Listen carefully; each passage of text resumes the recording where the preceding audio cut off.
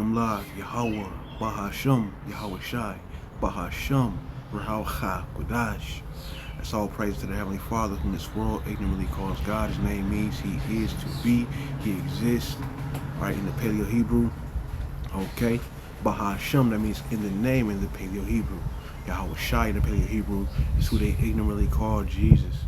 Okay, his name means He saves, He delivers, all in the Rahacha Kodash, which is the Spirit Holy.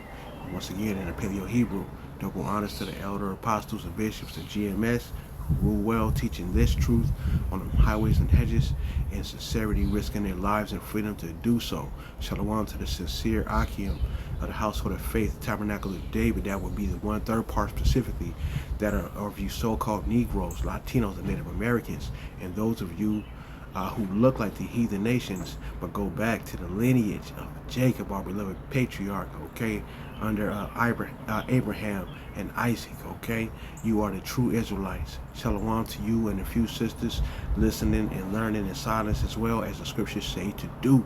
Let's get into it. I'm your brother Tsab on Yehoda, and we're going to get some understanding today. All right, so this lesson comes on the strength of course, the Spirit. A photo that I came across on Facebook. I took a screenshot and I plugged it to a Copilot chatbot. Okay, now what it reads is, why should the Palatine Moors, and this is Benjamin Franklin, supposedly his essay or something that he wrote, why should the Palatine Moors be suffered to swarm into our settlements? They will never adopt our customs any more than they can obtain our complexion. So he was right there showing the difference, right, in the complexions. It says all of Africa, Asia, and America are swarthy. Black, Russian, it says black, Russia, Russia, Italy, Spain, France, Swedes, and the Germans are black. He said it, right? Or at least it was the translation of what he wrote. All right, we're going to get into that. But it says the principal whites are made up of the Saxons and the English. Okay, the Scots, Welsh, and Irish are not Saxon or English.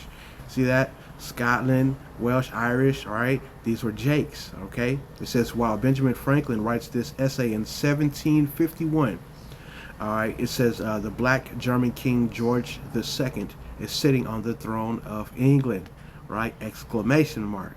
All right, so I plugged it in, and, because, this thing is trying to debunk what I'm saying. So I said I know I'm right because I can actually read, understand, and judge correctly. According to the Spirit, right? It's not to brag on anything of my own understanding, but, we have an unction from the Holy One, and we know all things. It says it is a spiritual grace, not man-made fiction. The image provided is a hidden proof to consider. So what it says is, of course it's going to try to talk back, right? So you got to work with these things, right? You got to let it know what you know. The two images you share present documents that are highly relevant to the discussion of hidden history and how historical context can be interpreted or altered. All right, so the first image that I put in was not to support the image that I saw, but it was interesting. It was an interesting image. It showed a purported, okay, quote unquote, image of the children of Yahweh Shai. Okay, and it was supposedly done by Dr. Malachi Z. York, who I personally think is a bug out. I don't really, I didn't know it was a photo from him, but it says it claims that Yahushua, which is a false name, all right, and Mary Magdalene had children named Sanaa and Huday, who fled to Aswan in Nubia and mixed with the Hadendawa Biha tribe, identifying them as the lost tribe of Judah, quote unquote, right? So we know that the diaspora was spread to the four corners of the earth, so that couldn't just be the tribe of Judah by just that. They may be of the tribe of Judah, but they're not the complete. If that is the case, if that be the case, right? So everything take it with a grain of salt, man. Chew the meat, spit out the bones. Let's get it. So image 2, okay, the image I just showed you. It says the Benjamin Franklin essay of 1751. This image shows the page quoting Benjamin Franklin's famous 1751 political essay that was called Observations Concerning the Increase of Mankind and Peopling of Countries. Okay, so population of countries, etc.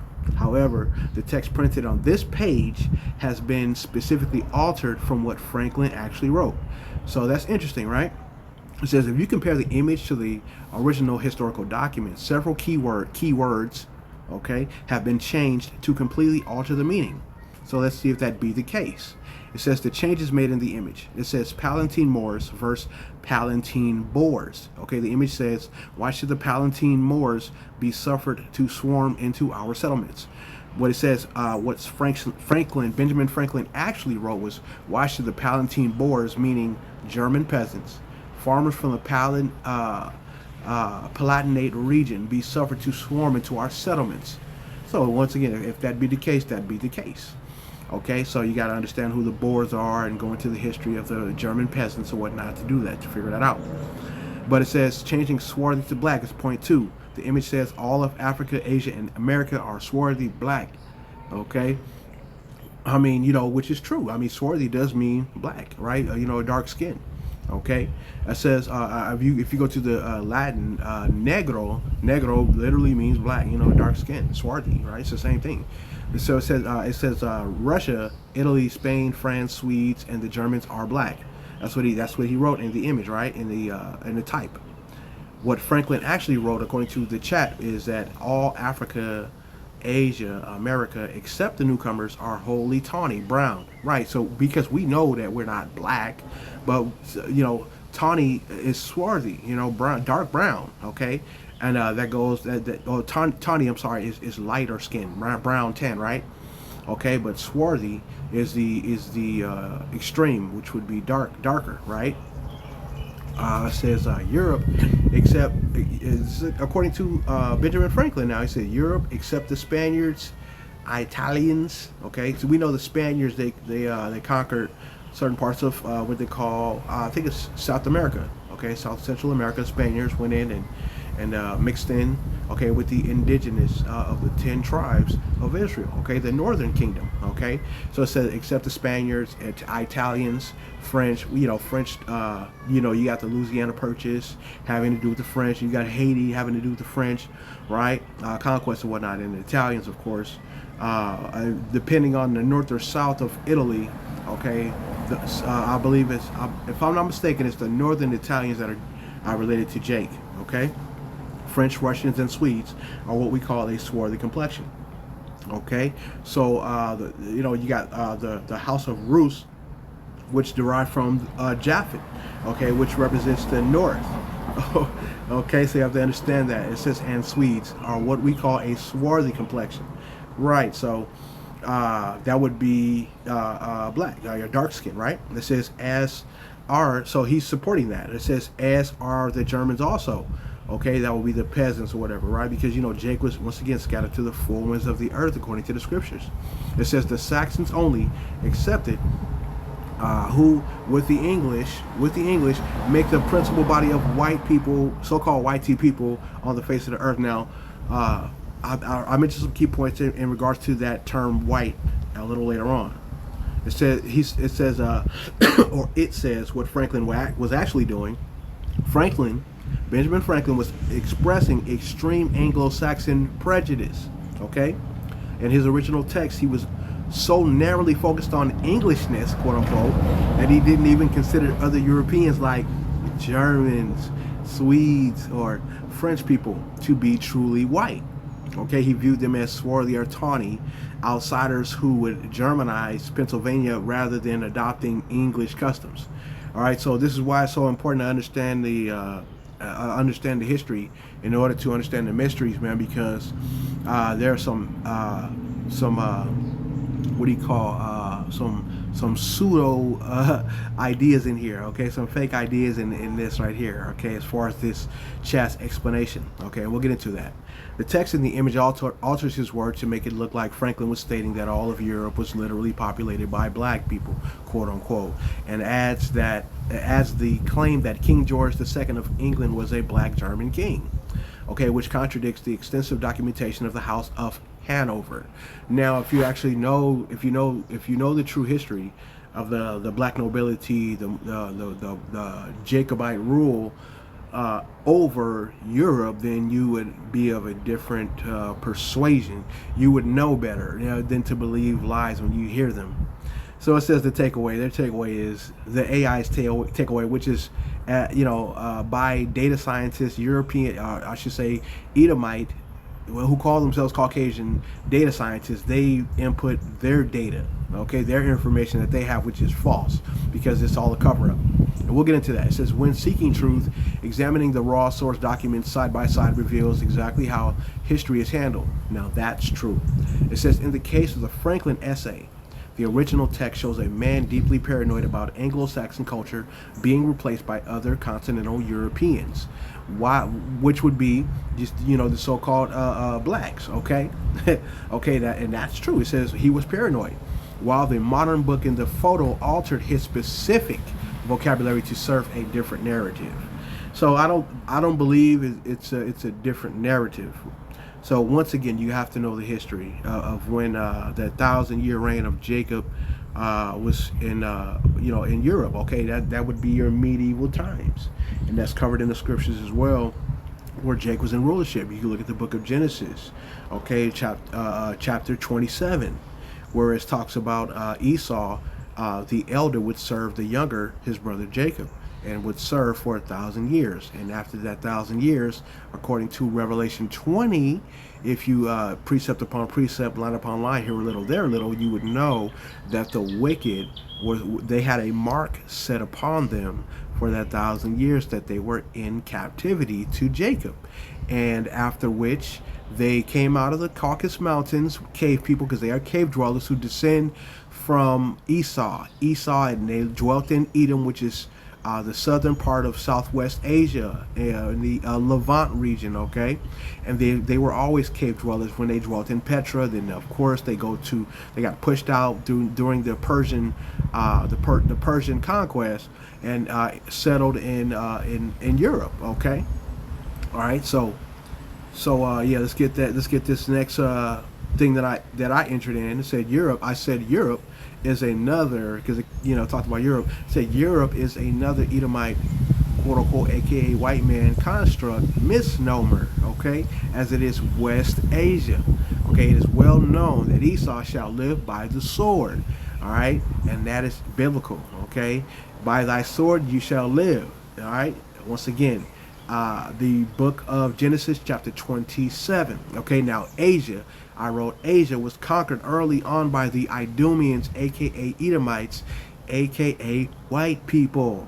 Let's get this understanding, y'all. All right, let's move on. Call Yahweh Bashim Yahushai, man. Double honors to the elder apostles once again, man, who bring this truth out.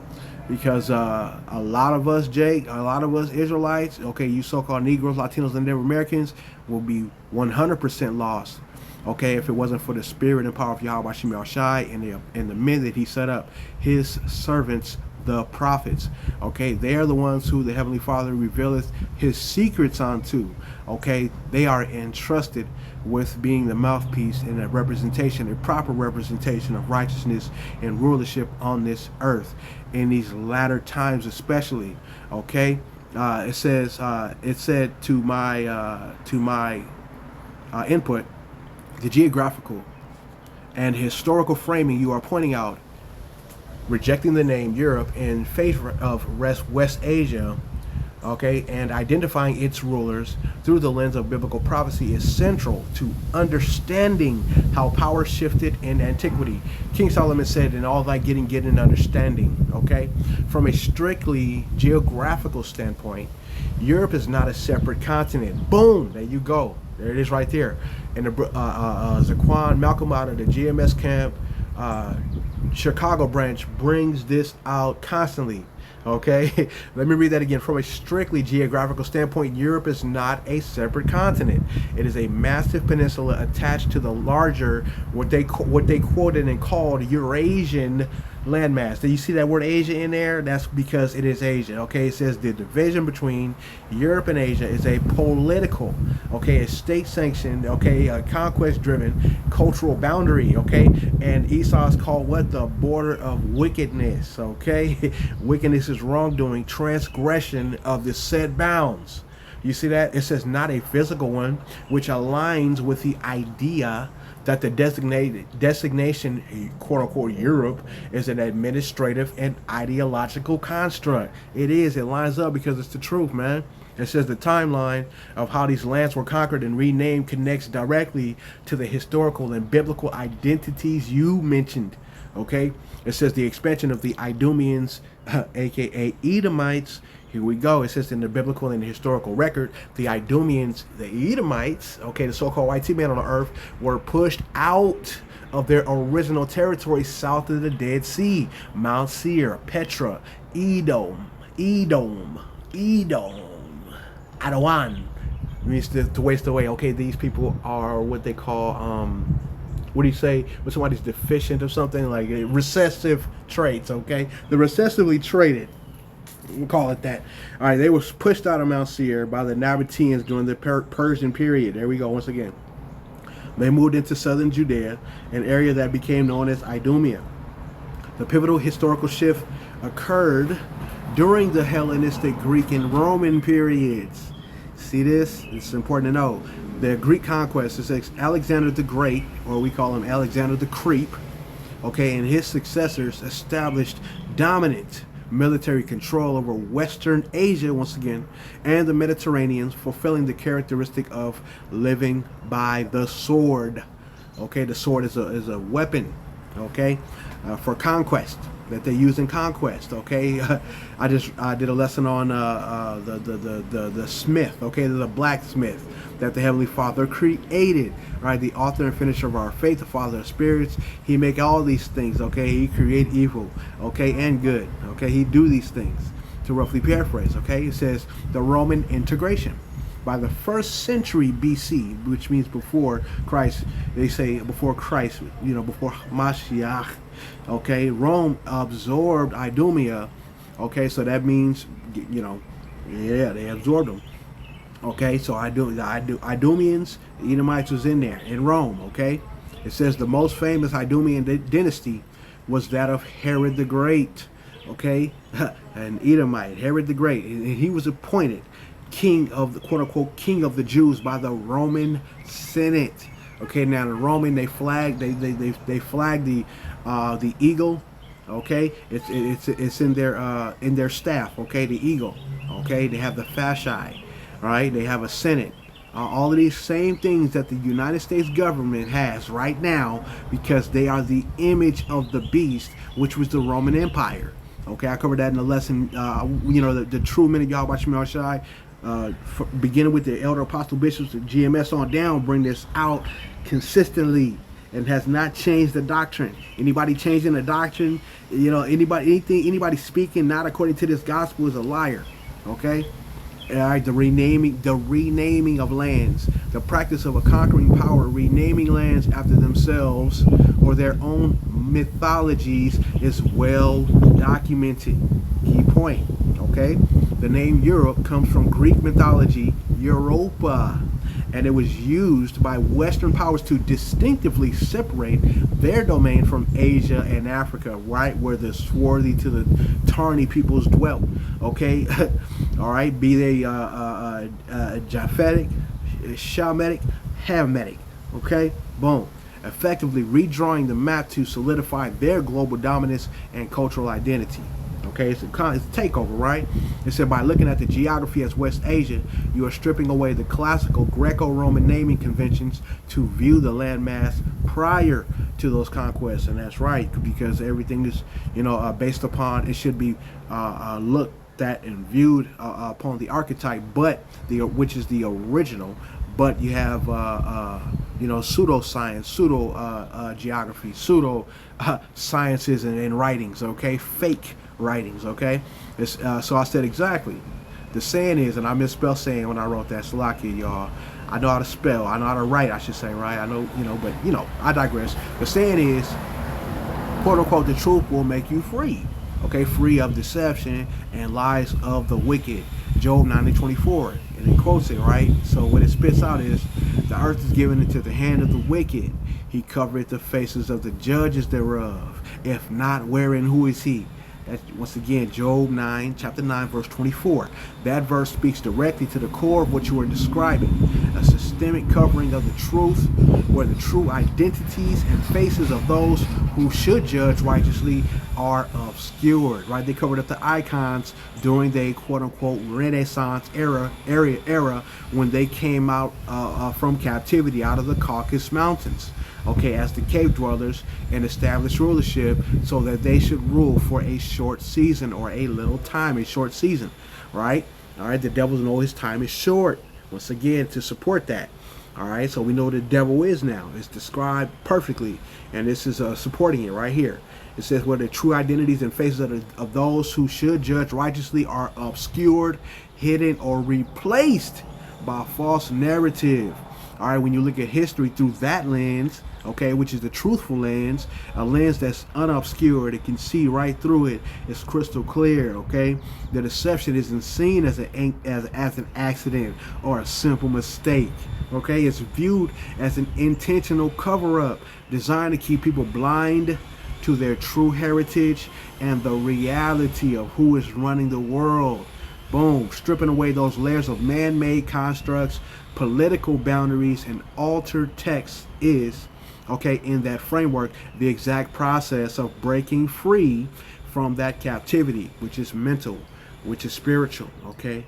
All right, so these Edomites, okay, they're utilizing some things right out of the book by Sun Tzu, The Art of War, okay, making themselves appear grander and bigger than they really are, and they teach it through their institutions from kindergarten on up. Even Montessori school, they teach you that they are the kings. They set themselves up as God on the earth, okay?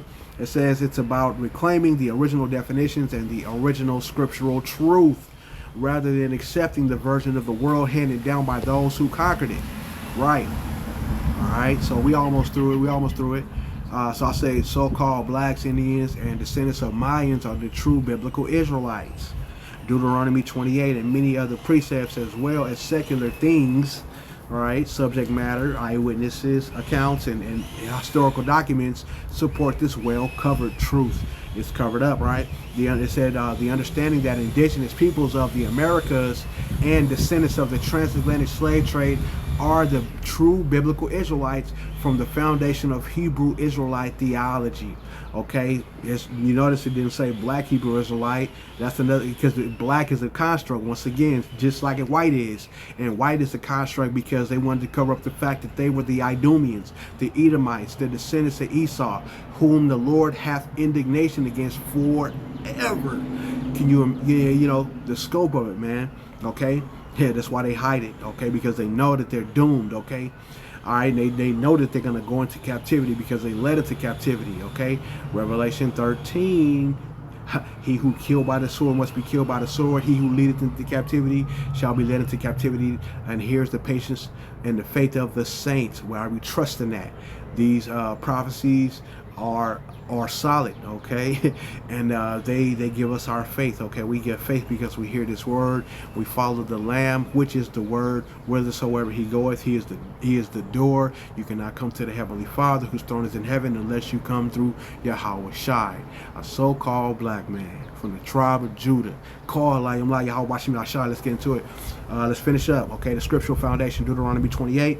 Deuteronomy 28 details the blessings for obedience and the curses for disobedience, okay? Standard to the covenant between Yahweh, okay, and the children of Israel. So this shows you it's using Yahweh. It shows you that I'm using this thing quite often, and I'm bringing out this truth, okay, and magnify the name of Yahweh, Bahashem, Yahweh Shai, okay? Those who hold this viewpoint to specific curses as a prophetic checklist that matches the historical trauma of these specific groups.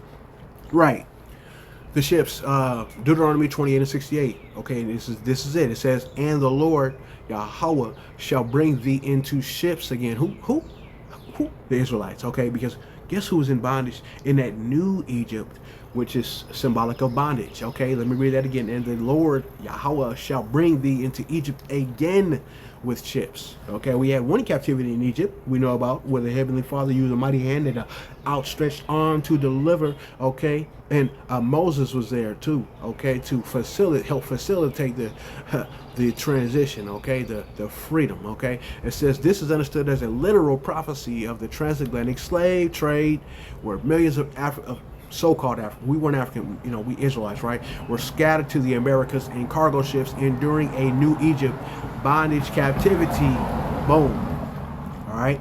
The yoke of iron, Deuteronomy 28:48, and he shall put a yoke of iron upon thy neck until he have destroyed thee. Right. So in terms of yokes of iron, you think of Jake, you think of the Israelites. Okay, the tribe of Judah, the tribe of Benjamin, Levi. Okay, yokes of iron will put upon our necks.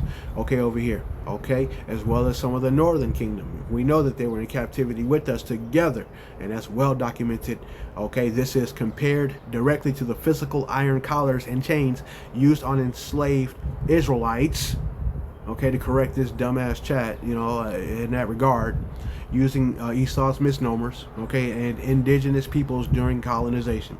And the so-called indigenous were actually the northern kingdoms, okay, northern kingdom Israelites, who had farmed this land, and they were doing good things over here. All right, loss of identity. Deuteronomy 28 in verse 37.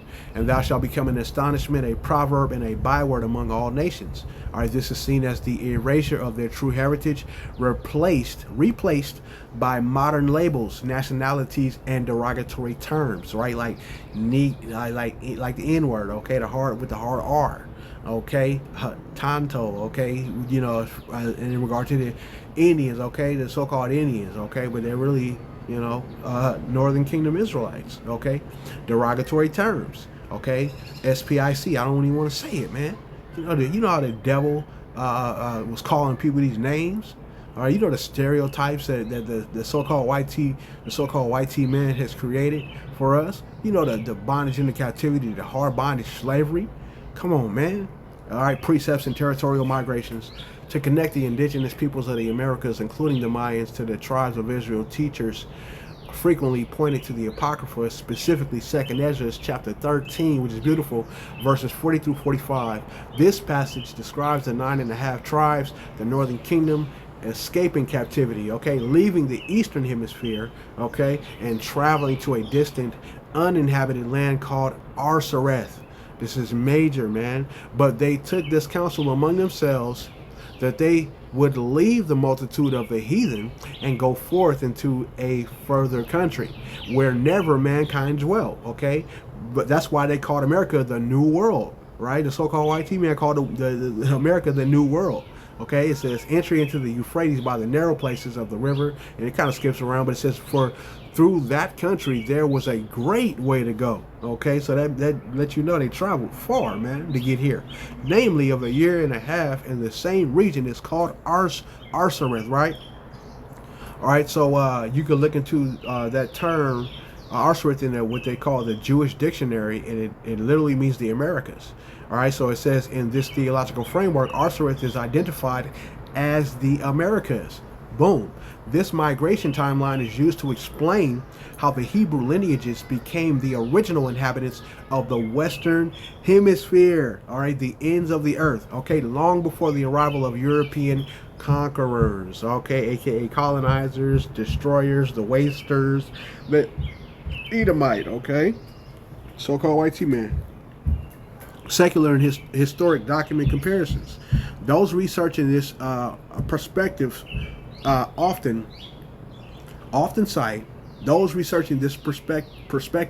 often cite early colonial writings to show that this connection was observed before modern history books were standardized.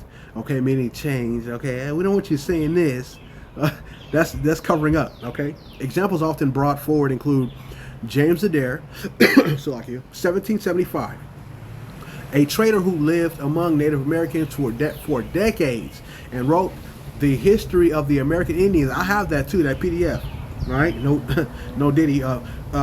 arguing that their language, religious festivals, and social laws closely resembled ancient Hebrew traditions. Right, certain words that they was using, it looked like it said Yehovah, but it's Yahweh. They was chanting these things, and Mr. James Adair, who was a traitor, okay, he wrote these things, and you know what? He told the truth, man, in his writings.